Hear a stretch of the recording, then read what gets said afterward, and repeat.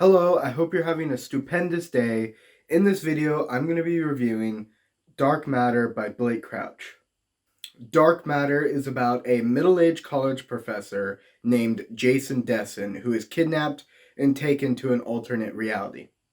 In this reality, instead of being a father and a husband, he is one of the greatest scientists in the world.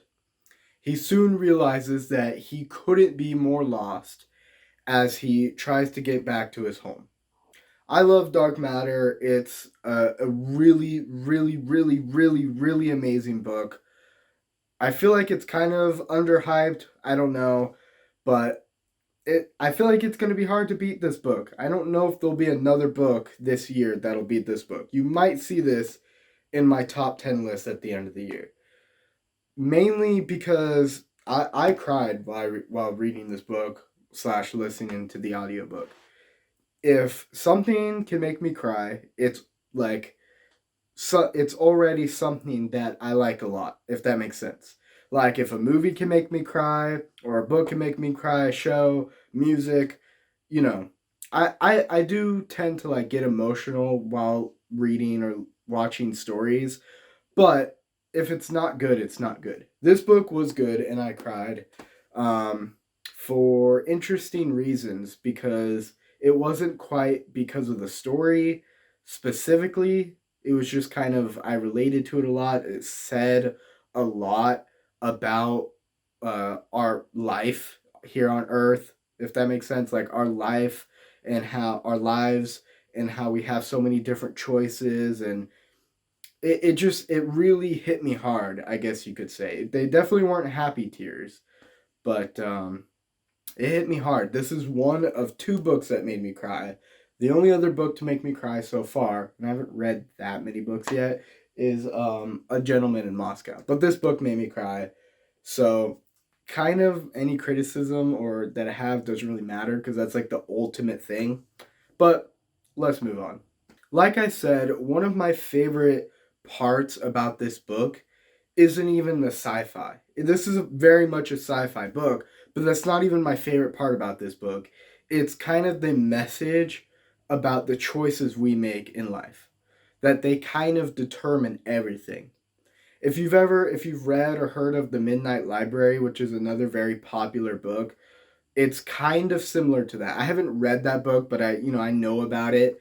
Um, it's similar to that where different choices, small little tiny choices, can change everything. And I personally have thought about that a lot in my life, so it hits pretty hard. But I really like how the author did that in this book. I like how he explored it and still had like an entertaining story and cool sci-fi details. Speaking of the sci-fi aspect of this book, I think it's really cool. It centers mostly around the idea of the multiverse, how there's infinite amount of multiverses. Pretty much, it's very much like what's happening in Marvel. I don't want to say right now, but we're getting to that in Marvel. So it's very much that sort of thing. Um, but I think it's really good. There's not too much scientific jargon or just boring details that some people actually like in sci-fi. I know I shouldn't say boring, but I'm not that huge on that. So I'm glad this book didn't have too much of that.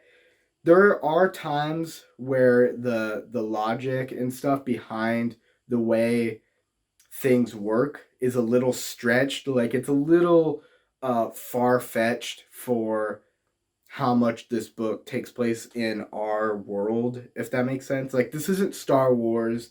This isn't I can't think of, this isn't Dune, if that makes sense. So there should be a lot of logic, I guess, and it's there. The author definitely did a good job, and I don't think he could have or should have done any better. I think it's perfect. But if that's something that bothers you, where a book doesn't have like very logistical explanations for things, this might not be the book for you. but I thought it was fine. It's just a little stretched at sometimes. I mean, it's the multiverse. What do you expect? It's not gonna make perfect sense. I think it's one of my favorite explanations of the multiverse. Honestly, maybe even better than the Marvel one. Although we haven't really gotten into it so much in the MCU. In the comics they do, but I mean the MCU version might even be better than that. I don't know. I really liked it. This is a really good book for someone who's getting into sci-fi, I think, because it's break I think, I haven't read that much sci-fi, but I think it breaks a lot of sci-fi rules. It's very character focused, not too much of that scientific element, just kind of fun, very entertaining. So if you're just getting into sci-fi, I think this is a good book for you. Or also, if you just have always loved sci-fi, I still think you'll like this book. As I mentioned, this book is very character focused and character driven, and I really love the main character.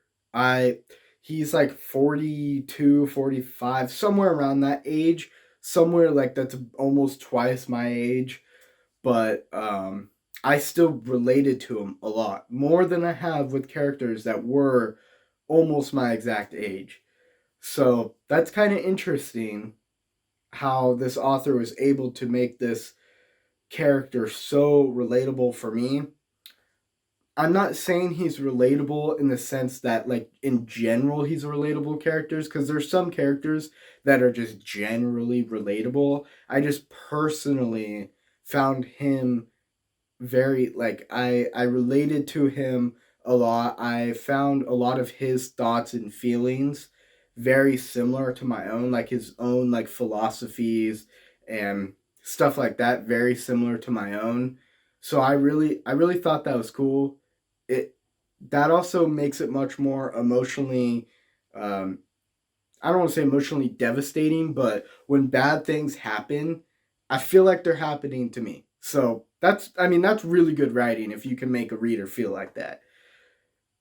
Really good character. One of my favorite characters I've read. Just super interesting, super intriguing the way he thinks about the universe and the world and life. I really like it. And I think that's the main reason I like this book so much is that main character. Before I continue, I want to quickly, very quickly ask you to subscribe, like, and comment. Okay? Let's see how quickly I can do it, right? Please hit the subscribe button, hit the like button, and comment something. Okay, now let's see how quickly I can ask you to buy my book, The Cards That Are Dealt.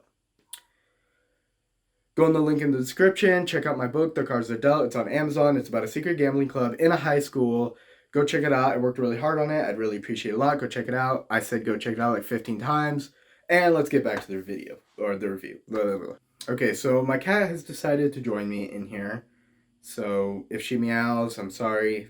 Just deal with it. She's in here. I don't know what she's doing. Anyway, let's get on. So one of the major criticisms for this book, or I don't know if it's so much a criticism, but just something that people always talk about, so I'm going to talk about it too and give you my thoughts on it, is the writing style.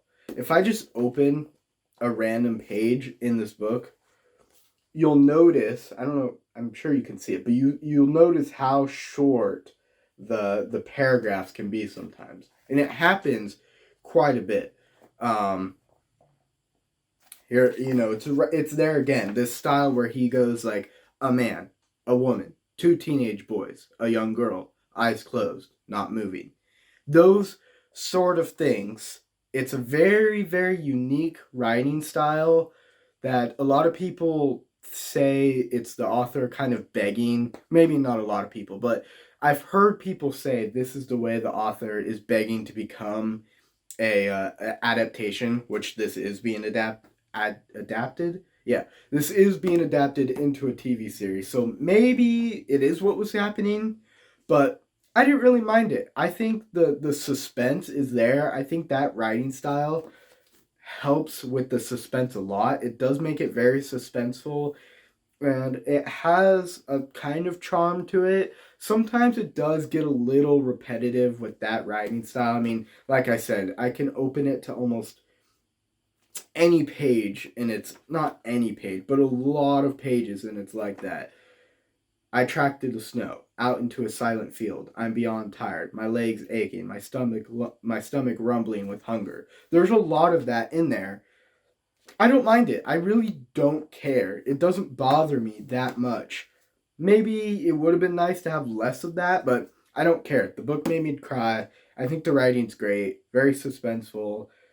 Finished it very quickly. Even I did listen to the audiobook at some point, so still, I like the writing. I think it's good. Also, the scenery in this book is so vivid. I don't know, maybe it's my own imagination. Sometimes I really can't tell if it's that I can imagine it really well. I don't think it is though, because there's definitely books that I've read that where I just don't see anything. I just see like characters in a empty room. But with this book, it just feels so vivid, like so alive and full of detail, and I feel like I'm there. Like I mean, I feel like I've lived a whole nother life by reading this book. And I know that's pretty cliche and nerdy to say, but it's true. It's pretty crazy. When I read this book, I kind of just after I read it, I'm just like, whoa. I just traveled that far and saw that many things. I think it's pretty crazy. So in that sense, the writing is really good if I can picture that much detail in my mind when I'm reading this book. I've read plenty of books that don't do that, and this book did. So I think the writing's spectacular.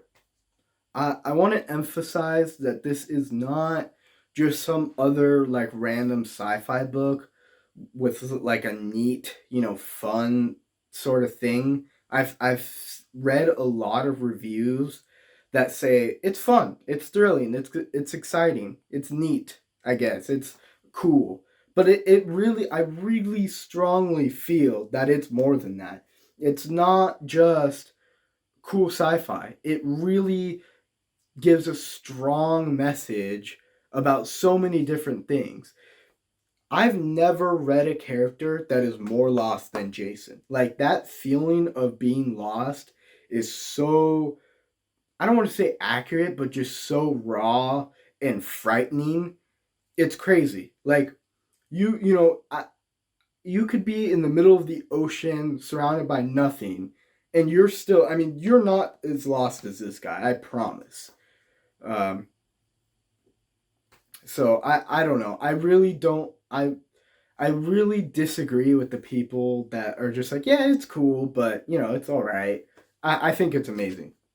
The message, the sci-fi, all of it is amazing. It also has an amazing ending. That's really important to me. I feel like endings are more important to me than they should be, but they are. They're so important to me. An ending could ruin a book that was, prior to that, completely amazing. But this book had a perfect ending. I really liked it. Really, the ending is really like the ending, like third act of this book is really fun. Like it's a lot of fun. Still very impactful, but it's fun. Like there are a lot of points in this book where I'm laughing just by how like bizarre but awesome some of this stuff is, and also terrifying. So really good ending. Overall, just a solid book. I love it a ton. Like I think about this book on a regular basis, so I'm kind of obsessed with it. If you can't tell, maybe I'm a little too obsessed with it. I don't know. I loved it though. Definitely go check it out. It is kind of a harder book to read. Like it's not like a happy story most of the time. So you kind of I feel like you kind of have to be in the right place mentally, but if you are, please read it. It's amazing. If you watched this far in this video, say multiverse in the comments and I'll tell you a fun fact. Thank you for watching and thank you for subscribing and liking. I hope you have a spectacular day.